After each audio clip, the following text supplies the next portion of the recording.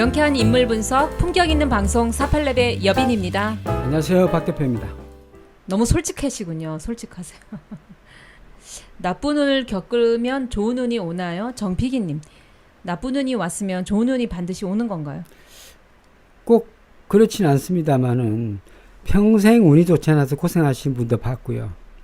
또 한 20년 만에 큰 돈을 벌어서 큰 건물을 사서 그냥 운이 안 좋아도 편하게 가시는 분도 봤고요. 또 운이 좋은데 불구하고 세운에서 탁탁탁 꺾이는 바람에 재미를 못 보신 분도 있고요.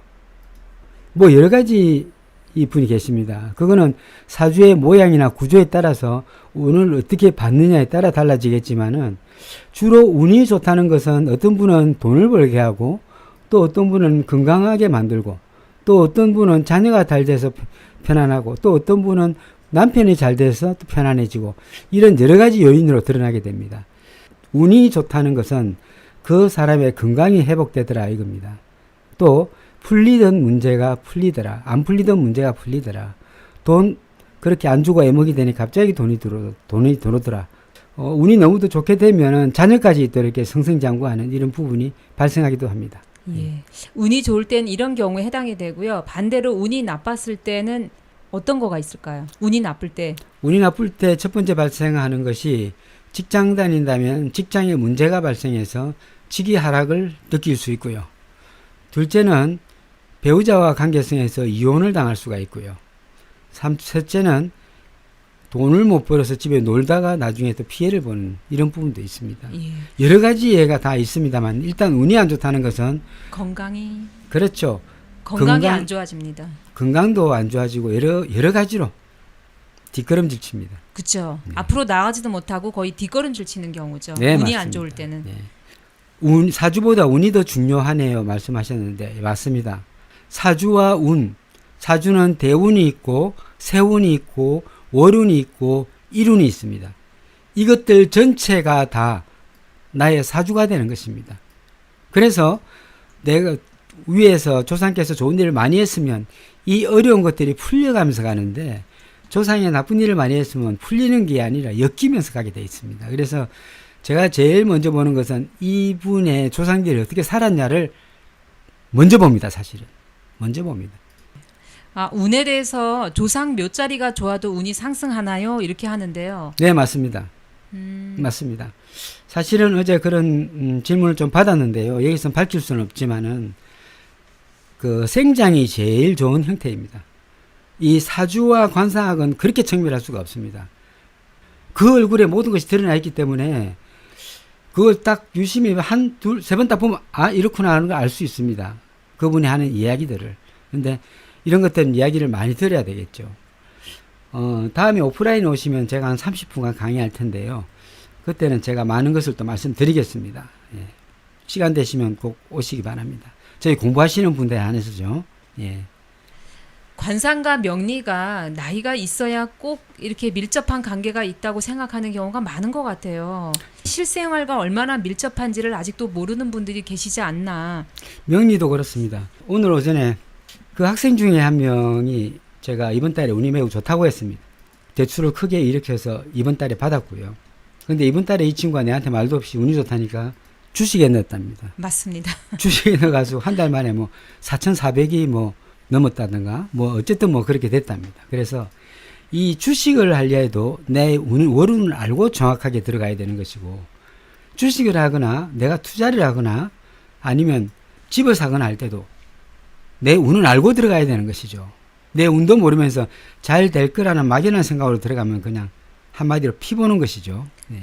올해 운 자체가 나쁜데 이번 달이 나빴다면 복삭하는 것이고 올해 운 자체가 좋은데 올해에 빠진다면 올해는 겨우겨우 유지만 해서 가는 거예요. 그걸 안 믿는 사람들이 있죠. 그걸 믿지 않고 투자를 했다가는 그냥 끝장이 나는 거예요. 띠별 운세가 사실은 혈액형과 비슷하게 그 띠마다 운세를 보는 것인데 사주가 다 다른데 이거는 조금 정확도가 매우 떨어진다고 봐야 되겠죠. 띠별 운세 같은 것은 원래 띠로 보는 것은 아닙니다. 네.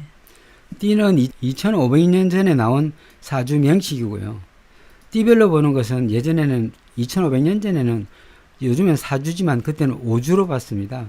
계속적으로 임기 때까지 유지한다. 1번. 2번 추미애 장관에 의해 압박을 받아 사퇴한다. 올해 내로 사퇴를 한다. 올해 내로. 윗사람을 무시하고 또 여성을 무시하는 경향도 있습니다. 예, 그렇기 여성을 굉장히 때문에 무시하죠. 말을 안 듣습니다. 아마 추 장관 입장에서도 매우 답답할 거예요. 보통의 그 예전의 검찰총장들은 이렇게까지 안 했거든요. 이런 진상은 아마 처음 볼 겁니다. 탄핵을 해야 됩니다. 탄핵 탄원서를 올려야 됩니다. 그런데 우리가 하나 생각해 봅시다. 원점에서 생각해 보자고요. 그냥 이거는 제 생각입니다. 여태까지 이런 총장은 없었습니다. 아직까지 버틸 수 있는 여건이 무엇일까요? 그걸 생각해 봅시다. 생각해 봅시다. 그게 무엇일까요? 이렇게 꼭 탄핵을 시킬 때까지 기다려야 되는 겁니까? 이렇게까지 저 사람이 이렇게 내려가지 않고 기다린다는 것은 뭘 의미합니까? 이건 뭐죠?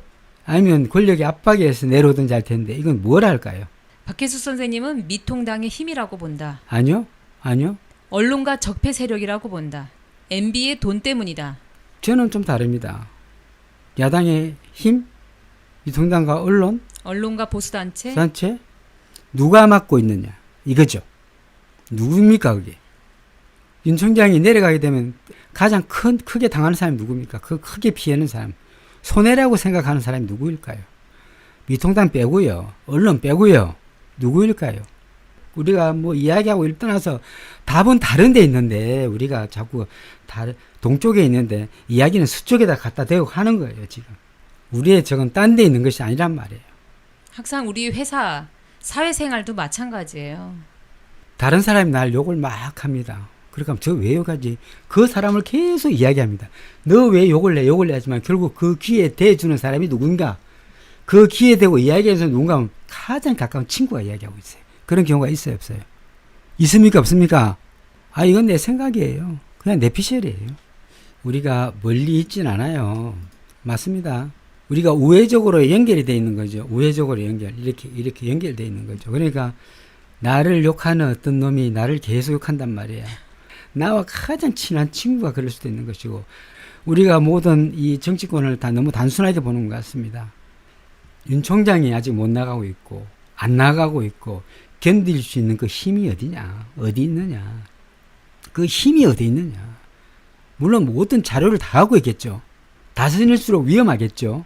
원래 추 장관이 칼을 빼들 수도 있는데 이렇게 있다는 것이 추 장관을 앉힌 이유가 지금 바뀐 건가요? 아니면 추 장관의 성향과 완전히 맞지 않은 행동을 하고 있습니다. 추 장관은 그런 사람이 아닙니다. 추 장관은 공격적인 사람이지만 또 상명하복이라는 이런 굉장히 철저한 뇌 구조를 갖고 있습니다. 그래서 윗사람 이야기하면 철저히 듣는 이런 것이 바로 추 장관의 특징이고, 그러니까 우리가 사람을 갖다 파악해서 명리학적으로 분석을 해보면 딱 드러납니다. 이 사람이 어떻게 되고 하는데, 지금 현재로는요, 이 윤모 씨가 성격이 되게 급하기 때문에 탁탁탁 몇 번 치면 나가게 돼 있어요. 물론 검언육착도 있고, 물론 사법도 있고 있겠지만은 그런 걸 다 떠나서 이런 걸 조정할 수 있는데 어디예요? 이 사람을 조정할 수 있는 곳이 어디예요? 윤 총장이 이런 사주 구조를 갖고 있으면요 못 견딥니다 스스로. 튀어나가요. 예. 이 자존심 상하게 하면 그냥 튀어나가는 사람인데, 이렇게 버티고 능글능글하게 웃으면서 설의 마을에서 웃으면서 어떤 대화를 했다는 것은 여유작작이에요. 아주.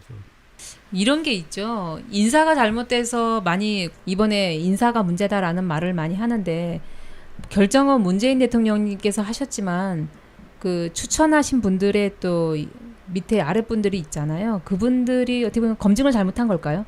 문재인 대통령님은 다 들어주고 믿어주는 성향 아닌가요? 맞아요. 예. 윤 총장 입장에서는 올 만큼 왔으니까 네 마음대로 해라 이 뜻이에요. 그럼 예를 들어서 그런 배짱이 어디서 나왔냐는 거지.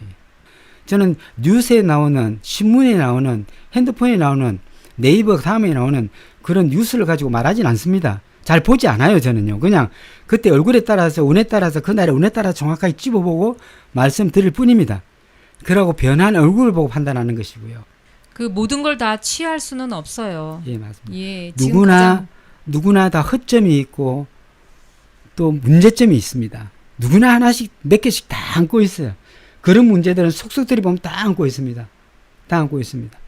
근데 예를 들어서요. 그 박병서 의장님과 같은 분이 앞으로도 민주당에서 계속 이런 인물들의 그 인사가 중심으로 된다면은 앞으로 보수가 되는 건가요, 민주당이? 예. 지금 보수잖아요. 준보수의 형태가 드러나는 것이죠.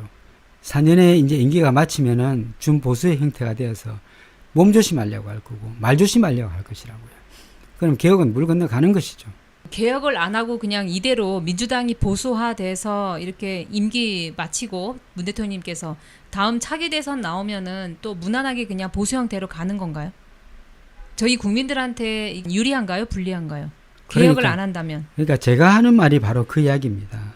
이 당은 그 대표가 이끌고 있습니다. 우리가 학교 같으면 회장, 그 밑에 과대표 이렇게 있듯이 체계화되어 있단 말이에요.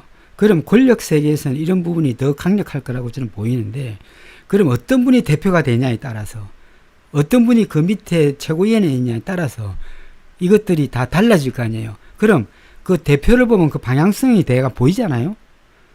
방향성과 그 최고위원들의 이렇게 성향을 분석하면 이 대표의 방향성이라든가 일을 할 것인가 이런 부분이 다 드러난단 말이에요. 이번 달에 그만둬야 될 사람이 왜 이렇게 있지?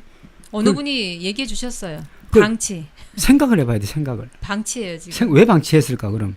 왜 방치했을까요? 그게 나은 선택이라고 지금 판이 짜진 거 아닌가요, 혹시? 그렇죠. 그게 나은 선택이라고 왜 짜졌을까요? 그게 문제죠. 왜 그럴까요? 뭔가가 있으니까 그렇겠지. 뭐 혹시 이런 거 아닐까요? 꽤 공수처로 얼마든지 할 수 있는 파리 목숨이라 그런 거 아닌가요? 파리 목숨요? 두고 보세요. 어떻게 되는가? 공수처? 처장? 이거 지금 야당에서 나오지도 않는데 벌써 이거 초치려고 안 나오는 거 아니겠어요? 쉬운 일 같습니까? 6월 안에 사실은 이거 상임위 다 정리하고 처리하고 18개 가져오든 어떻게 됐든 몇 개를 주든 주면 안 받든 빨리 추진해야 됩니다, 사실은. 시기가 중요한데요. 상황에 따라서 우리가 순식간에 처리해야 함에도 불구하고 이 좋은 시기를 갖다 다 놓치고 다 버리고 있다고. 우리 민주당에서는 정말 좋은 시기를 다 놓치고 박병석 의장 사람 앉혀서 또 시간 끌고 이거 시간 끌고 내년 되면 또 어떻게 됩니까? 또 시간 끌고 질질 끌다가 또 가는 거예요. 일의 우선순위가 있는데 지금 보면은 검찰 개혁이 자꾸 뒤로 밀리는 것 같아요. 코로나 대응, 또 북한 문제, 남북 문제, 지금 또 그러면서 또 검찰 개혁이 또 뒤로 밀리고 올겨울 되면은 분명히 문재인 대통령님께서 어려워질 거라고 분명히 말씀드렸는데 또 이런 부분들이 또 터지게 되면은 또 그 다음 해로 넘어가게 되는 거죠. 제가 볼 계속적으로. 때는 올해 검찰 개혁이 쉽지 않을 것 같은 느낌도 듭니다. 지금 눈 하나 깜빡 안 하잖아요. 박병석 의장. 얼마나 편한 사람이에요.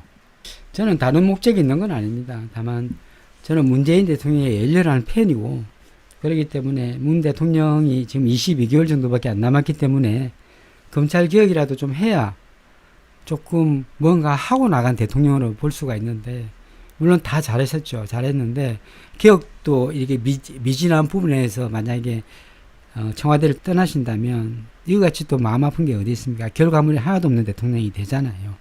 그래서 올해 좀 일을 많이 처리하고 내년에 적절히 처리한다면, 조금만 남겨두고 처리한다면 대통령께서 나갈 때 얼마나 홀가분하시겠어요. 그래서 올해가 아주 적기인데 불구하고 이걸 놓쳤다는 것은 참 뼈 아픕니다. 그런 부분에 제가 말씀을 드리는 것이고, 참 그래서 어쨌든 우리가 이 짜장면을 먹어 제껴야 되는데 불구하고 아직 못 먹고 있으니 짜장면 다 식겠네요. 아직까지 이래 버티고 있다는 것은 아이러니하고 신비롭기도 하고 예사롭지 않기도 합니다. 얼굴에 살이 저렇게 빠질 때는 살이 좀 처질 때가 있습니다. 저 뺨이 처질 때는 눈을 보면 많은 스트레스를 받았다고도 볼 수가 있지만, 특히 뺨이 통통하면서 처질 때가 있습니다. 그런 분 보셨을 거예요. 뺨이 통통한데 살이 좀 처진 분들은 욕심이 과할 때 처지는 것이에요. 그것은요. 욕심이 과할 때 처집니다. 살이 많아도, 네. 얼굴에 살이 많아도 탄력이 있으면 됩니다. 탱탱하면 좋은 거예요. 그 탄력 자체가 힘이 없어 주저앉으면 매우 좋지 않은 것이죠. 우리가 일이 가장 잘 될 때, 잘 나갈 때는 얼굴 전체가 훤합니다. 훤한데 어느 부분이 가장 훤하게 될까요? 1번 이마, 2번 코, 3번 광골. 우리가 잘 나가면 얼굴이 환해집니다. 그럼 어느 쪽이 가장 환해질까요? 1번 이마, 2번 코, 3번 광골. 좀 적어 주십시오. 보리보리님은 광골, 조은옥 씨 2번 코, 마이쮸 선생님 이마, 일라TV님 이마, 김연아 선생님 광골, 마이쭈 선생님 1번 이마, 종훈이 선생님 코, 최영희 선생님 광골, 에버린 선생님 광골, 북꽃 선생님 광골, 김연선 광골, 서른이 선생님 이마, 손미희 선생님 광골, 최주혁 선생님 광골, 김세훈 선생님 이마. 우리가 일이 잘 될 때 또 얼굴 전체가 훤합니다. 얼굴 전체가 훤하다는 것은 이마까지 훤합니다. 그렇죠? 근데 특히 남한테 보여주기 때문에 이것이 다 훤하게 됩니다. 내가 잘 나간다는 것이 꼭 남한테 보여준다기보다는 내가 잘 나가고 있다는 게 다 보여지는 게 있습니다. 그것이 뭐냐면 바로 광골입니다. 광골이 번쩍 환해집니다. 그러면 우리가 예를 들어서 의원이 딱 됐을 때 광골이 환합니까? 환 아닙니까? 광골이 환합니다. 얼굴의 색깔로 오늘 돈이 들어온다 안 들어온다도 대략적으로 알 수 있죠. 바로 알 수 있습니다. 그런 예, 것은. 얼굴의 색이 하루에도 여러 번 바뀝니다. 예, 맞습니다. 좋은 일, 나쁜 일 이런 것이 다 얼굴에 드러납니다. 여러분들 각자의 얼굴에 5분만 투자하세요. 아침에 일어나서 거울 보고 각자의 얼굴을 만져주세요. 마사지를 해주세요. 5분만 마사지 해주세요. 그러면은 얼굴의 찰색이 풀어집니다. 5분 동안 얼굴을 만져주세요. 곳곳이 다 귀를 포함해서 얼굴 전체를 마사지 해주는 겁니다. 그래서 아침에 일어나면 각자의 얼굴을 갖다 만져주든지 자기 얼굴 다 만지면 남편의 얼굴, 학교 가는 자녀 얼굴을 한 번씩 만져주시라고요. 감사합니다. 내일 또 뵙도록 하겠습니다.